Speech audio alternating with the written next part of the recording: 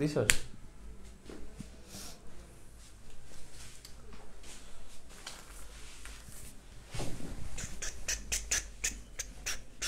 কতজন আসছে?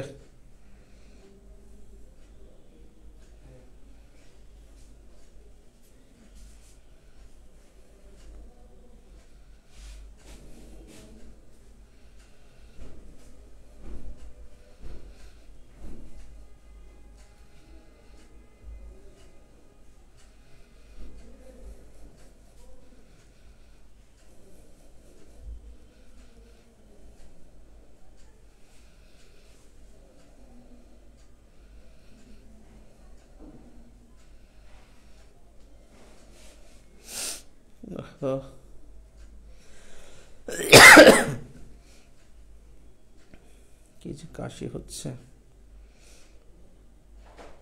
শীতের দিন ভালো লাগে না।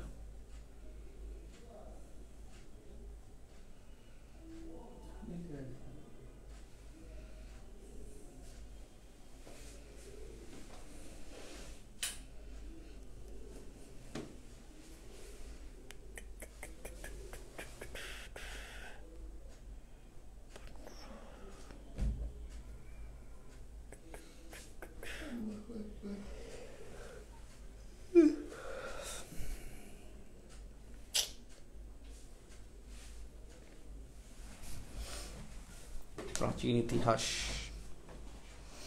কয়জন আসছে?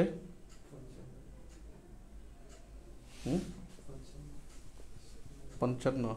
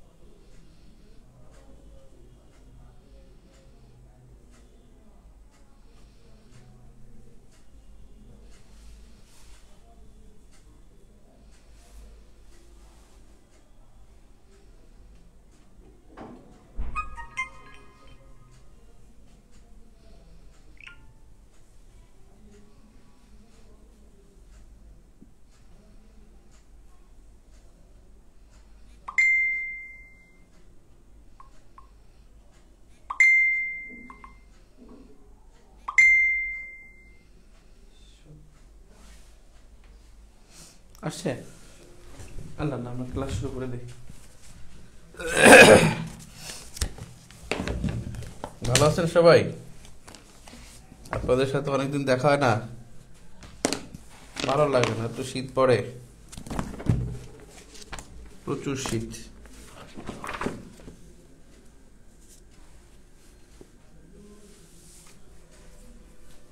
প্রাচীন ইতিহাস, প্রতি বছর এখান থেকে প্রশ্ন আসে। প্রাচীন ইতিহাস থেকে প্রচুর কোশ্চেন আসে। এর মধ্যে একটা প্রশ্ন আসছে 3 বার আসছে নতুন সিলেবাস।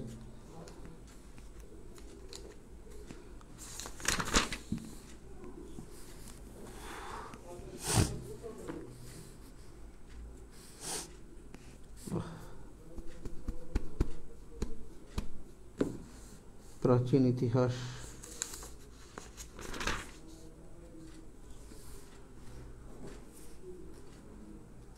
প্রাচীন ইতিহাস।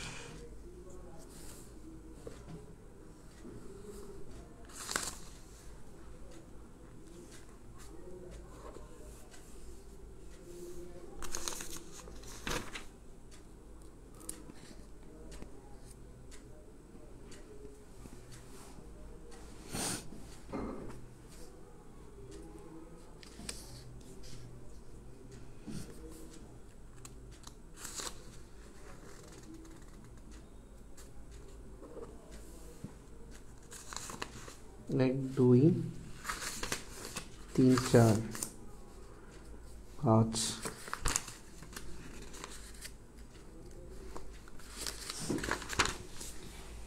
10 12টা আসছে। প্রাচীন ইতিহাস মানে হলো খ্রিস্টপূর্ব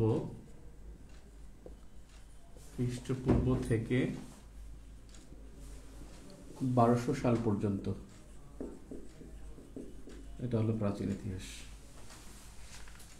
এখান থেকে 35তম থেকে 43তম পর্যন্ত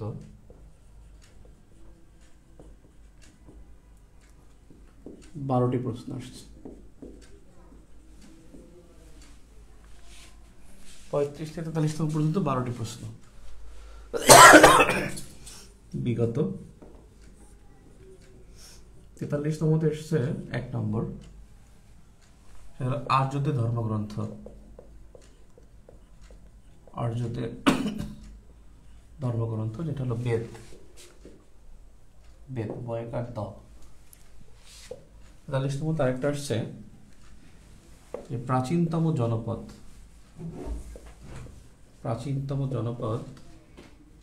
পুন্ড। এই প্রশ্নটা বেশ কয়েকবার আসছে। এটা 42তমতে আসছে, এই প্রশ্নটা 36তমতে আসছে। এই প্রশ্নটা মোট 11টা প্রশ্ন আসছে কি। এই প্রশ্নটা 36তম 43তমতে আসছে, 3বার আসছে প্রশ্নটা। এরপরে 43তমতে আবার আসে নাই। আচ্ছা, 41তমতে আসছে, 42তম দেখে নিই, তারপরে 41তম দেখবে না।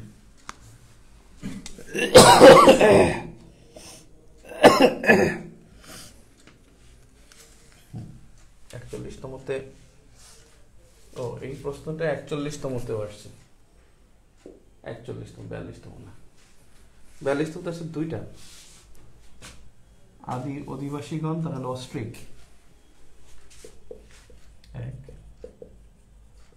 আদি অধিবাসীগণ, তারা হলো অস্ট্রিক। আর 2 নম্বর আসছে নওগাঁ জেলার পাহাড়পুর অবস্থিত সোমপুর বিহারের প্রতিষ্ঠাতাকে। সোমপুর বিহারের প্রতিষ্ঠাতা ধর্মপাল। 8ম শতকে সে তৈরি করছে, 8ম শতক। সোমপুর বিহার, এখানে কি আমি একটা প্রাচীন একটা নিদর্শন ছিল সেটা ভেঙে ফেলেছিলাম। মানে ওনারা সিসি ক্যামেরা দেখছে, হয়তো আমাকে ধরে নেই। মানে ওনারা কেউ ছিল না, দুপুরবেলা গেছিলাম, আমি যখন প্রথম গেছিলাম। জয়পুরহাটের এক ভাই ছিল, জুয়েল ভাই, ঢাকা ইউনিভার্সিটি ইংলিশ স্টুডেন্ট ছিল, একটা কলেজের প্রিন্সিপাল। তো সে আমার নিয়ে গেছে ঘুরতে। তা আমি করছি দুপুরবেলা ঘুরতেছি, গোলাকার ছিল, প্রথমে যে বাম পাশে গোলাকার এটা যে ঘরটা, ওটার মধ্যে ঢুকছি। হঠাৎ এটা দেখে কেমন একটা হাত থেকে পড়ে একটু ভেঙে গেছে। তখন আমি ভাই চলেন, উঠাইও নাই। পরে বাইরে নিয়ে আসা ইলিশ মাঝে ভাত খাই চলে আসছে। কি হয়েছে জানি না, যদি এখন পর্যন্ত ধরা পড়িনি, আল্লাহ জানে। এবারে 41তম এখান থেকে প্রশ্ন আসছে 3টা, তার মধ্যে একটা প্রশ্ন তো বলেই ফেললাম। এক, প্রাচীন বাংলার সর্বপ্রথম রাজা কাকে বলা হয়? প্রাচীন বাংলার সর্বপ্রথম রাজা কি? কোশ্চেন ক্লাস নিলাম না।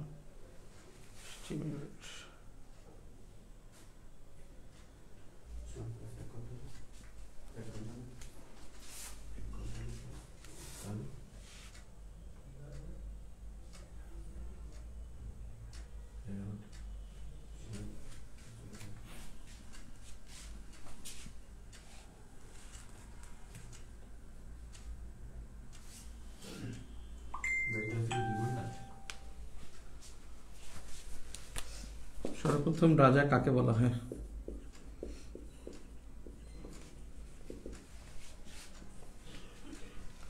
শশাঙ্ক। 2 41তম পরের প্রশ্ন আসছে, মাতসেনায় বাংলার কোন সময়কালকে নির্দেশ করে? মাঝখানে বাংলার কোন সময়কালকে নির্দেশ করে?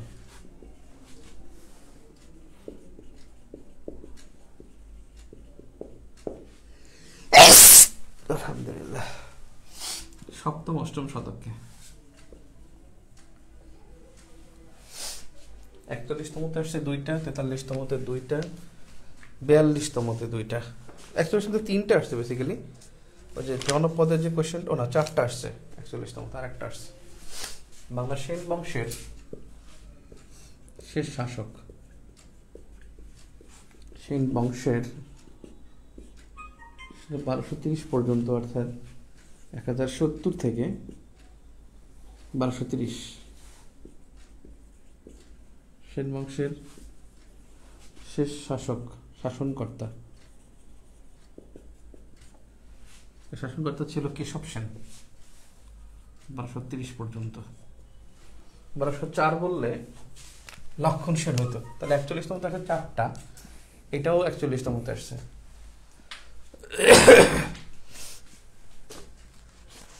41তমতে ইতিহাস থেকে 12টা প্রশ্ন আসছে, আলু মার্কা কোয়েশ্চেন করছে একটা ফালতু। এবারে 40তম,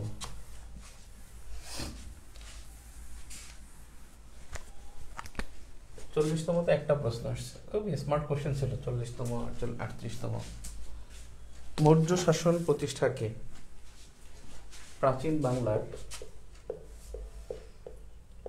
বাংলার মৌর্য শাসনের প্রতিষ্ঠাতা কে ছিল? শাসনের প্রতিষ্ঠাতা কে ছিলেন? প্রাচীন বাংলার বলছে, থেকে অশোক হবে, সম্রাট অশোক। বেসিক্যালি মৌর্য শাসনের শাসনকর্তা ছিল 9 জন, শাসনকর্তা ছিল 9 জন, শাসনকর্তা ছিল 9 জন। এই 9 জনের মধ্যে তৃতীয় ছিল অশোক, এক চন্দ্রগুপ্ত মৌর্য, 2 তার পুত্র হলো বিন্দুসার, তার পুত্র হলো অশোক। এবং এই 2 জন বাংলায় আসতে পারেনি,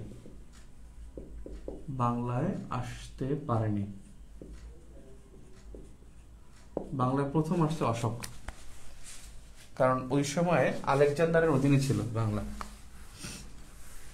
আসতে পারেনি সম্রাট অশোক। আসতে পারে নাই চন্দ্রগুপ্ত মৌর্য, বিন্দুসার, আসছে হলো অশোক।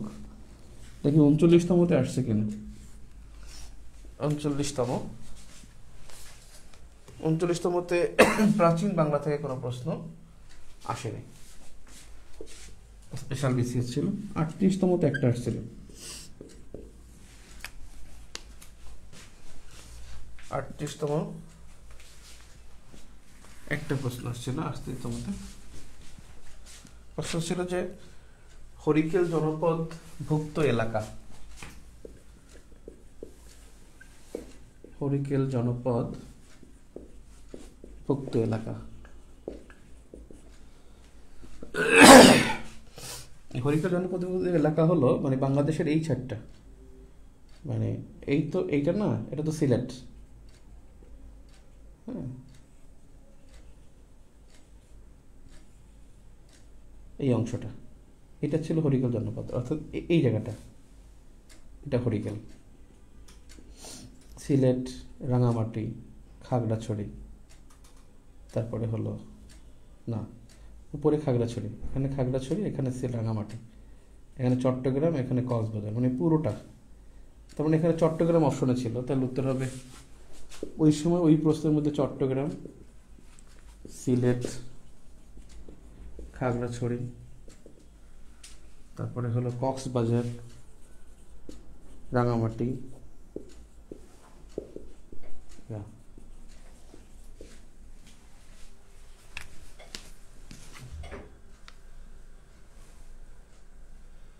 ঘোলা দেখায় কেন কত? হ্যাঁ, একটু আড়াল পরে কেমন যেন।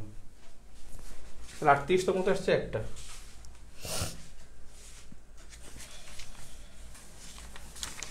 সাঁইত্রিশতমতে একটা প্রশ্ন আসেনি প্রাচীন আমল থেকে। তাহলে মৌর্য বংশের প্রথম শাসক চন্দ্রগুপ্ত মৌর্য, কিন্তু বাংলায় হলো সম্রাট অশোক।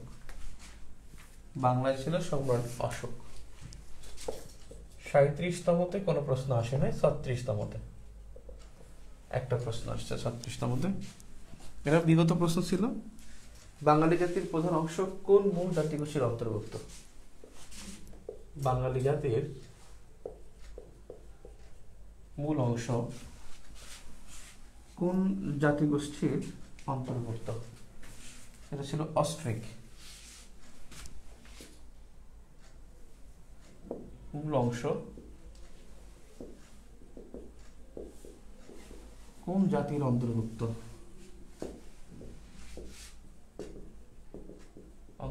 ছিল? এটা হলো অস্ট্রিক। 36তমতে একটা প্রশ্ন আসছে। আর আরেকটা হলো 35তমতে আসছে একটা।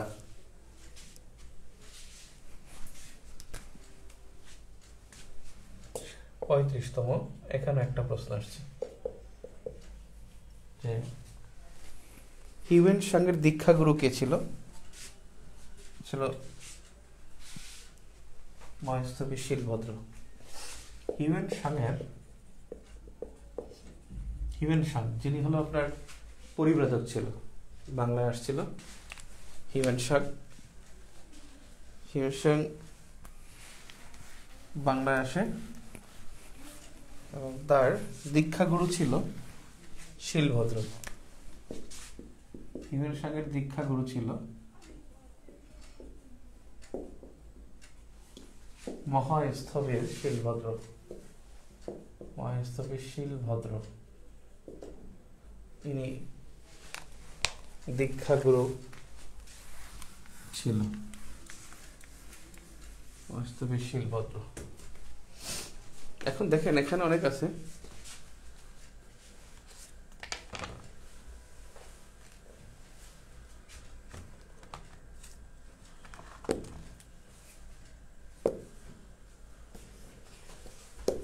এই 12টা প্রশ্ন আসছে প্রাচীন আমলে। তাহলে প্রাচীন আমলে আসলে অন্তর্ভুক্ত বিষয় কি? প্রাচীন আমল দেখেন, যদি দেখেন এখানে আসলে আসে কি জনপদ, তারপর বাঙালি জাতি, এর ক্রমটা জানতে হবে। এরপরে কি আসে দেখেন, মৌর্য, গুপ্ত, পাল এবং সেন। ধর্মপাল থেকে আসছে সোমপুর বিহার। সেন বংশের সর্বশেষ শাসক আসছে মৌর্যগুপ্ত, পাল, সেন। এরপরে কি আসে, 3টা শহর থেকে আসে। 3টা নগর ছিল প্রাচীন আমলে। একটা ছিল পুন্ড্র, মানে পুন্ড্র নগর আর কি, পুণ্যনগর, মানে যেটাকে আমরা বলি মহেস্থানগড়। পুণ্যনগর বা মহেস্থানগড়। আর একটা হলো সোমপুর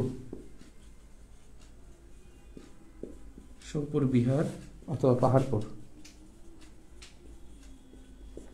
আর একটা হলো রোহিতগিরি অথবা ময়নামতি। এই 3টা জানতে হবে। এ পর্যন্ত সোমপুর বিহার আসছে, পুন্ড্র 2বার আসছে, জনপদ 2বার আসছে, জাতি 2বার আসছে, মৌর্য থেকে 2বার আসছে, জনপদ থেকে আসে 2টা বাঙালি জাতি। মৌর্য থেকে 2টা আসলো না, একটা অশোকের সময়, আর একটা হলো যে অশোক। মৌর্য থেকে একটা আসছে। আর পুণ্যনগর থেকে 2বার আসছে। সোমপুর বিহার 1বার আসছে, সেন 1বার আসছে, পাল 1বার আসছে। তার মানে 2, 2, 4, 5, 6, 7, 8, 9 অর্থাৎ এখানে পেয়ে গেলাম। আর পরিব্রাজক আসে, এই যে হিউয়েন সাং আসছে, পরিব্রাজক। প্রাচীন আমলে জনপদ বাঙালি জাতি মৌর্যগুপ্ত পাল Sen কুণ্ডনগর Mahapur Bihar Paharpur পরিব্রাজক। Comment. Camera ফোকাসে problem নাকি ভাই? দেখো তো।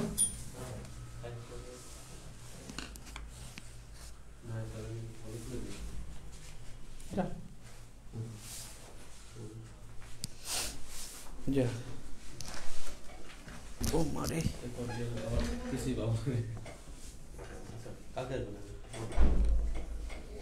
সম্পূর্ণ বিহার পাহাড়পুর রোহিত দেব মানামতি পরিব্রাজক পড়তে হবে, জনপদ বাঙালি জাতি, আর কিছু প্রাচীন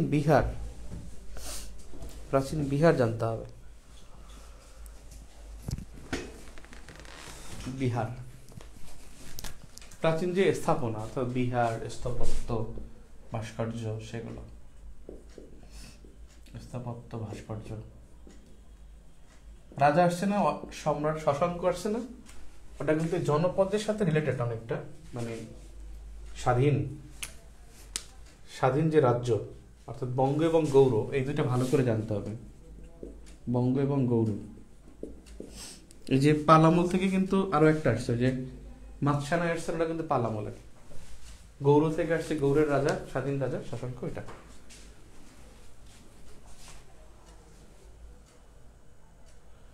ক্যামেরা ফোকাস হচ্ছে না, চাপ দিতে হয়। এটা তো এখানে তো আইফোনে তো হওয়ার কথা না।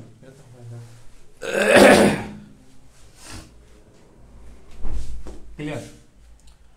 তাহলে আমরা দেখলাম এখানে এই কয়টা বিষয় থেকে প্রশ্ন আসি। এই কয়টা বিষয় পড়লে প্রাচীন আমল পড়ে না, মানে রিল্যাক্স থাকা যাবে, ইনশাল্লাহ পারা যাবে।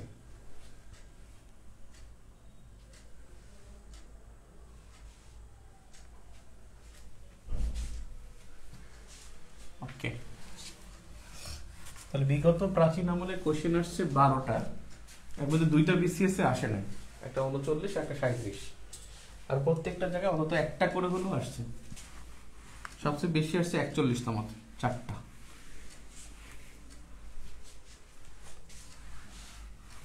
আপনারা কি ফর্ম ফিল আপ করছেন? আপনাদের ফর্ম ফিল আপ নিয়ে, বিসিএস ফর্ম ফিল আপ নিয়ে লাইভে আসবো চাচ্ছি, কালকে আসবো ইনশাল্লাহ 7টার সময়, কালকে লাইভে আসবো, ঠিক আছে? কালকে 7টা। তো কলম দাও।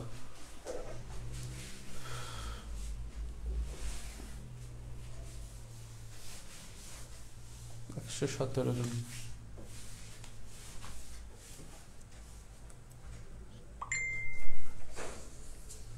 ফর্ম ফিল আপ সম্পর্কে একটু বলে রাখি আপনাদেরকে, সেটা হলো যারা ধরেন আপনি কয়েকটা যদি হয়, আমরা করি কি সবাই অ্যাডমিন পুলিশ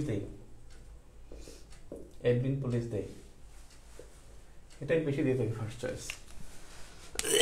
যদি আপনার প্যাশন থাকে, অথবা হলো আপনি দেখেন আপনারা একজন, উনি ট্যাক্স কমিশনার, ওনার একটা সাক্ষাৎকার দেখলাম, উনি বিসিএস এর গল্প করতেছেন, তখন তিনি বললেন, একটু বসে বলি, আপনারা স্ক্রিনে দেখেন, উনি বললেন যে ভাই, বললেন যে আমাকে জিজ্ঞেস করা হলো যে ফার্স্ট চয়েস ট্যাক্স কেন?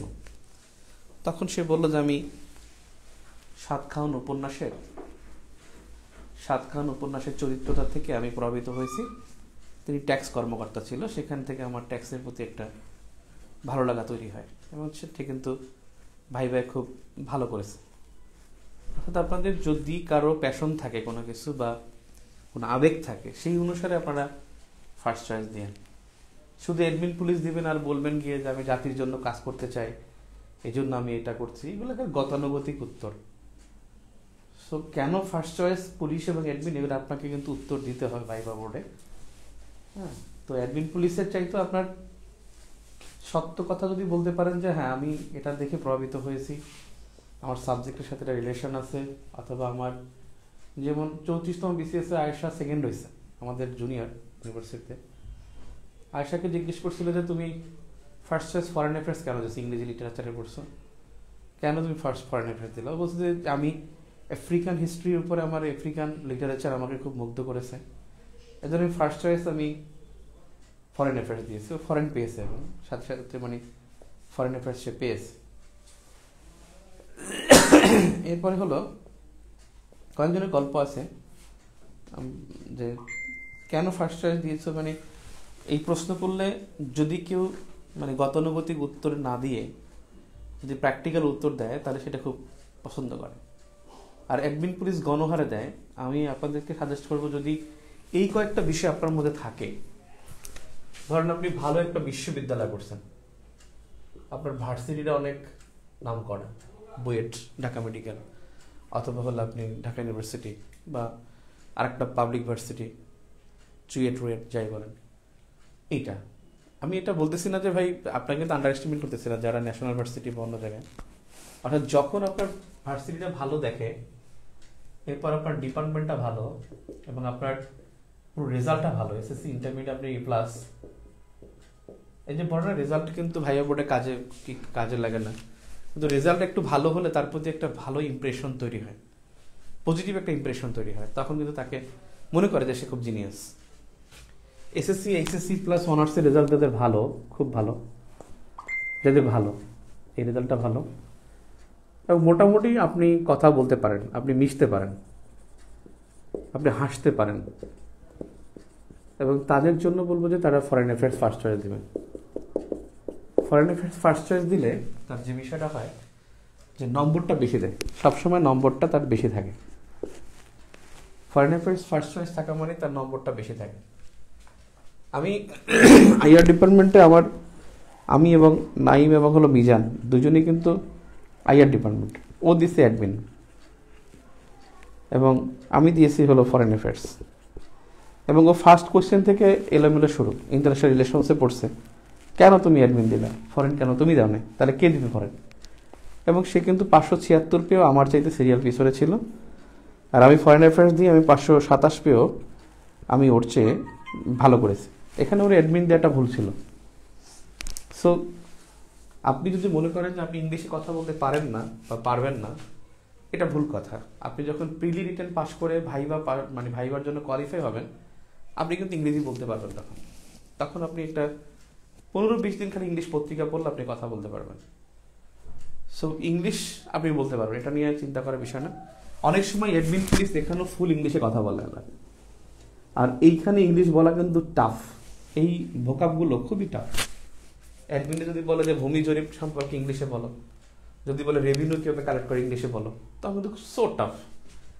সিআরপিসি এগুলো ইংলিশে বলা কিন্তু টাফ। কিন্তু আপনি ফরেন অ্যাফেয়ার্স থাকলে যখন আপনি বলবেন, অন্ততপক্ষে কতগুলো শব্দ আপনি জানেন, রিলেশন জানেন, ডিপ্লোমেসি জানেন, ফ্রেন্ডস জানেন, আপনি friendship to all male student এই কথাটা তো বলতে পারবেন, টু মেক ডিপ্লোমেসি এসব কথা তো বলতে পারবেন। মানে এগুলো খুব ইজি, টার্মগুলো খুব ইজি, সহজে বলা যায়।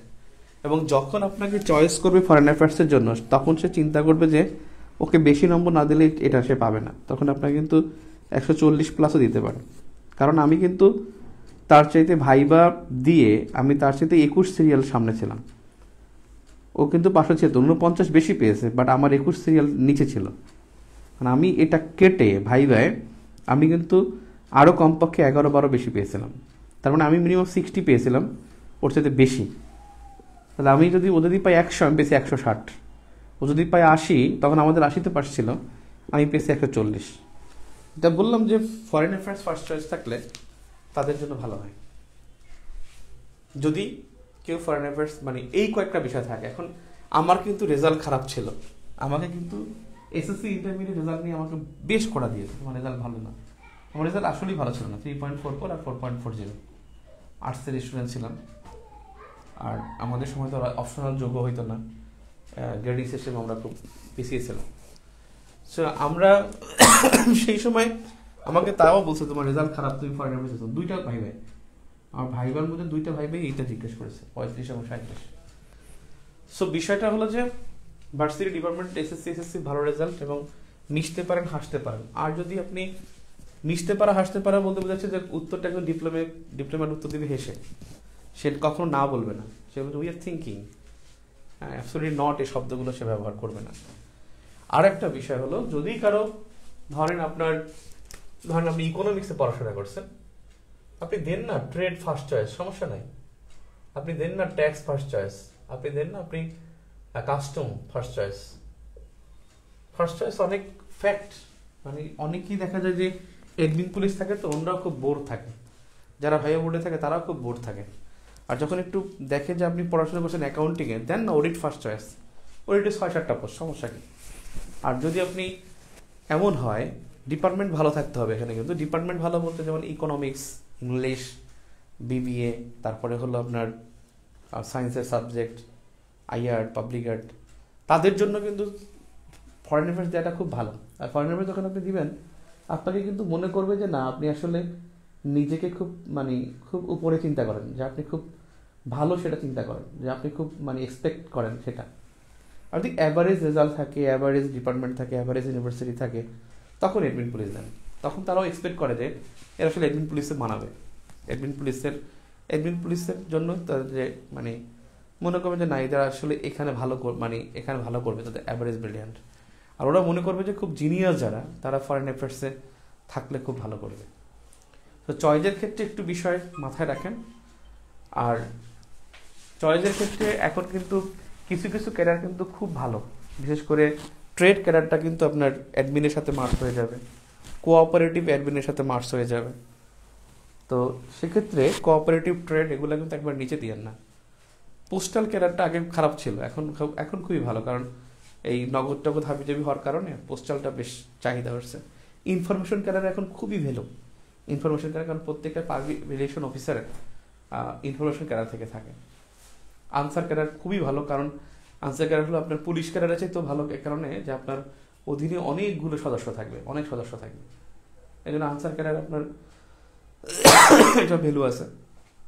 পুলিশ আর অ্যাডমিন তো আসলে প্রচুর কাজ, এদের আসলে আমি আপনাদেরকে ডিমোটিভেট করি না, কারণ আপনি কাজ করতে চান যারা, একটু ধরেন পাওয়ার এনজয় করেন, আপনাকে সালাম দিবে এটা এনজয় করেন, তাদের জন্য অ্যাডমিন পুলিশ ভালো।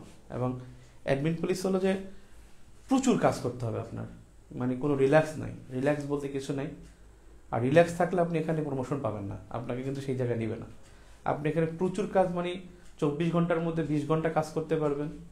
আপনার ফোনটা সবসময় অন রাখবেন, আপনার মাথার কাছে ওয়্যারলেস থাকবে, হ্যাঁ, আপনার মনে করেন 2-3 জন পিএটি নিয়ে ঘুরতে হবে, 1-2 জন গানম্যান লাগবে, তাদের জন্য আসলে আপনার অ্যাডমিন পুলিশ আর কি। আর অ্যাডমিন পুলিশ হলো একটু বেশি কাজ করলে এখানে ভালো জায়গায় যাওয়া যায়, অনেক উপরে যাওয়া যায়। আর কাজ না করলে সেখানে ভালো জায়গায় কোনো সুযোগ নেই। আমরা যেটা দেখছি, বন্ধু বান্ধব যারা আছে তাদেরকে দেখতেছি, অ্যাডমিন পুলিশে যারা কাজ করছে তারা খুব ভালো জায়গায় আছে।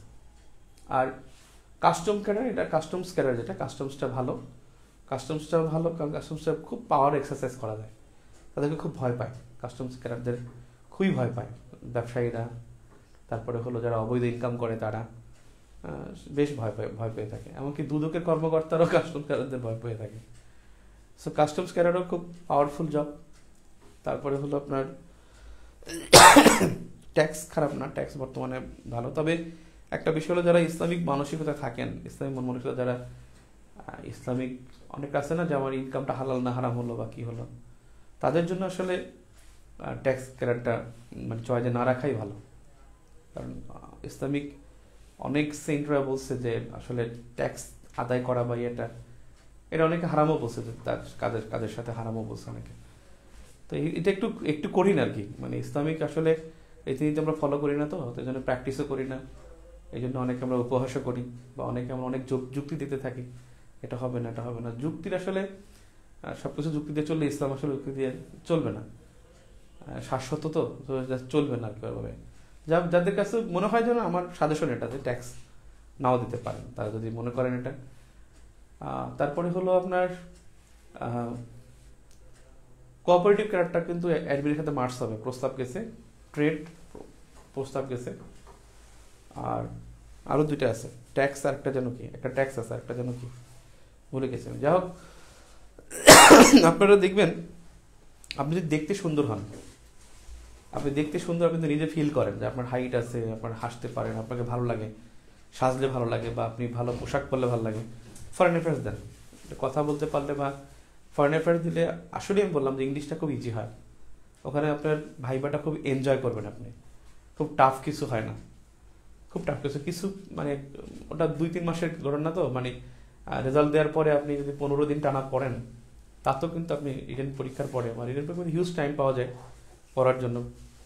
তো তাদের জন্য আমি বলবো যে দেখতে সুন্দর, রেজাল্ট ভালো, কথা বলতে পারেন সুন্দর করে গুছিয়ে, কারো ভুঁড়ি নাই, দেখলে যেন মনে হয় আপনি হ্যান্ডসাম, এইরকম কিছু যদি থাকে তাহলে আপনি ফরেন অ্যাফেয়ার্সে দেন। আর যদি মনে হয় যেন আপনি ভুঁড়িটাকে কন্ট্রোল করতে পারেন না, দেখলে মনে হয় বুড়িয়া খাটাস, তারপর মনে করেন আপনি হাসেন না, সাধারণত হাসতে ভালো লাগে না, দেখতেও অত ভালো না, রেজাল্ট অত ভালো না, রেগে যান কথা বললে, ভালোভাবে আপনি কোনো কিছু ম্যানেজ করতে পারেন না, তারা আবার ফরেন অ্যাফেয়ার্স দিলে ফেল করে যাবেন, তারা ফেল করে ফেলবেন। এটা কিন্তু মাথায় রাখেন। আর অ্যাডমিনের অ্যাডমিন পুলিশ হলো আপনার এনজয়মেন্ট জন্য এটা দরকার, তবে অ্যাডমিন পুলিশে প্রচুর কাজ এবং যে কোনো সময় তো সেন্সিটিভ, যে কোনো সময় যে কোনো কারো চাকরি হয়ে যায়, চাকরি চলে যায়, যে কোনো সময় যে কেউ আপনার ওএসডি হয়ে যায়।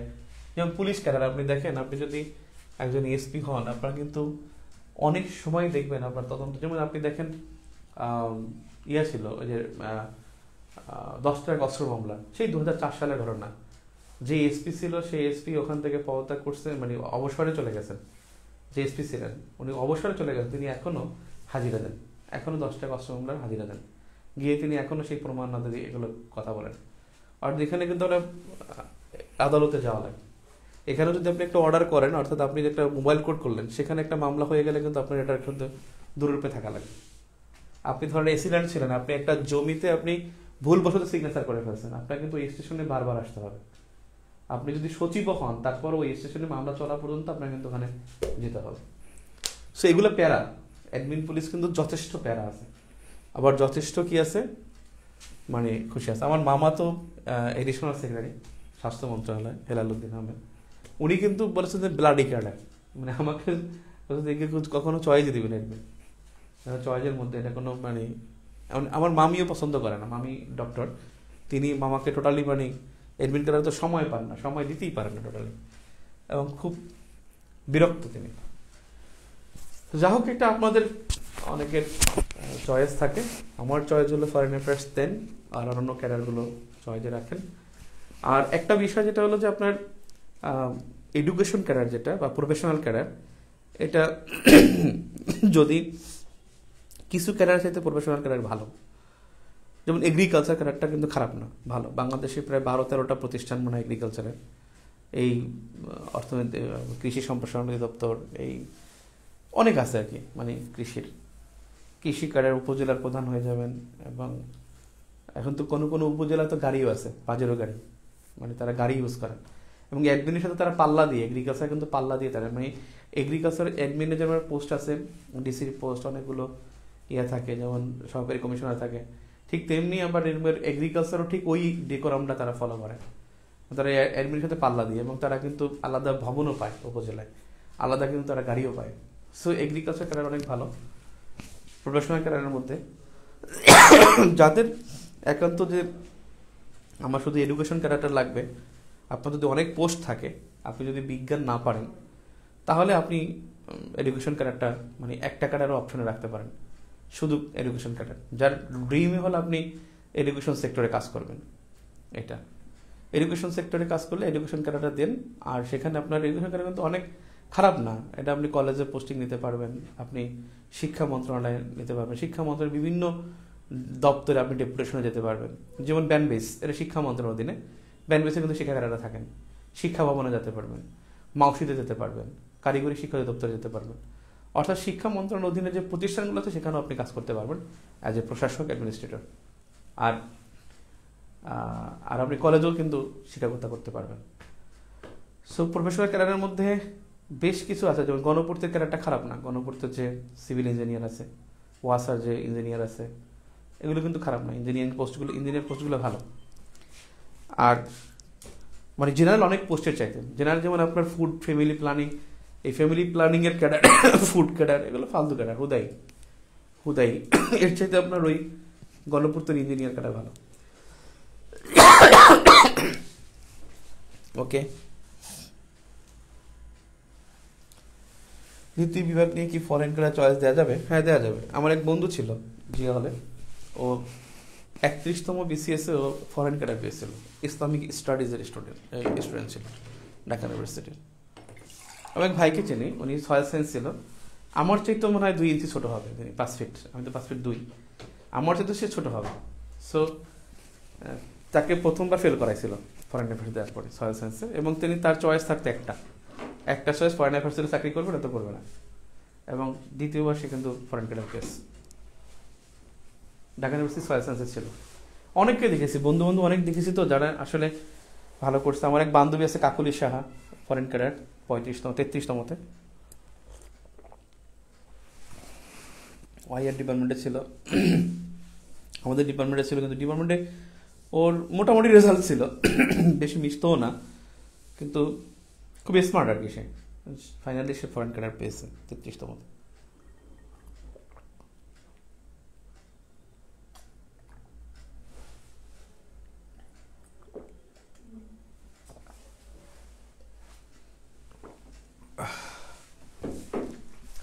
ক্লিয়ার?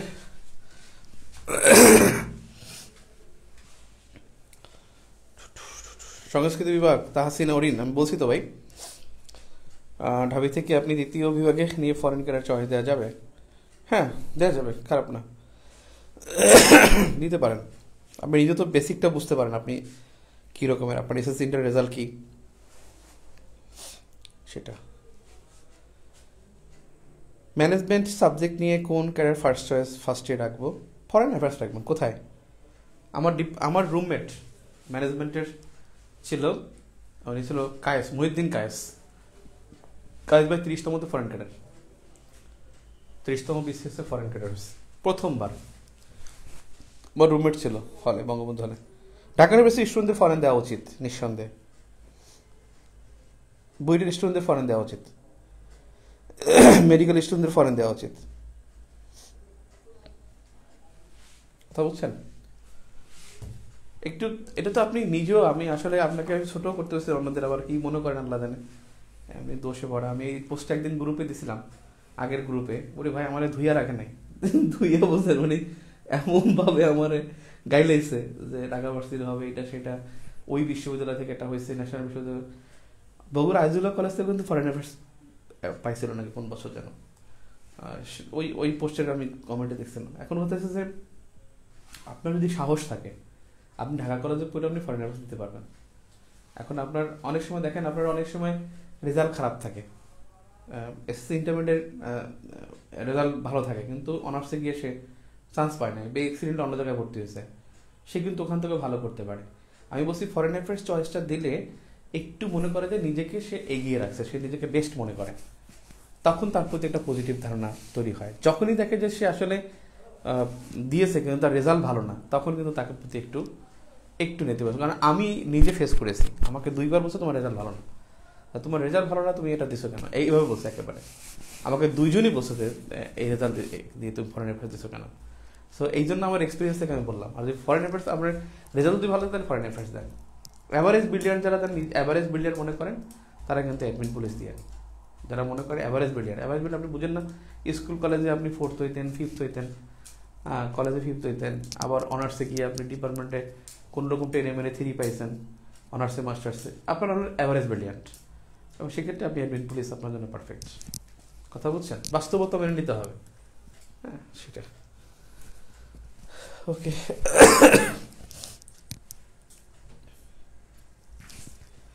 যাই হোক, এখন আপনারা, আরে আমি লিখবো আপনাদের ক্যারিয়ার চয়েস নিয়ে লিখবো। আমি আজকে আসলে আপনাদের একটা ক্লাস মিস হয়েছে, আজকে ক্লাসটা ভেঙে চুরে হয়েছে। আমি আপনাদের সাথে আমার কালকে ক্লাস হবে ইনশাল্লাহ, আগামীকাল 7টায়, সন্ধ্যা 7টায় আপনাদের সাথে আমার ক্লাস হবে। আগামীকাল সন্ধ্যা 7টায়, মানে মঙ্গলবার 9টায় ক্লাস হবে, কিন্তু আগামীকাল সন্ধ্যা 7টায় আমরা প্রাচীন আমাদের ক্লাসটা করব। আজকে আমি এই পর্যন্ত রাখি, কারণ হচ্ছে আমার আগামীকালকে ক্লাস আছে আইকন ক্লাসে, একটুখানি আমি একটু গুছাই। আর আপনাদের সাথে কালকে 7টা থেকে 9টা পর্যন্ত একটা লং ক্লাস নেব ইনশাল্লাহ। আর মঙ্গলবার 9টাও ক্লাস হবে ইনশাল্লাহ। ওকে, রাখো।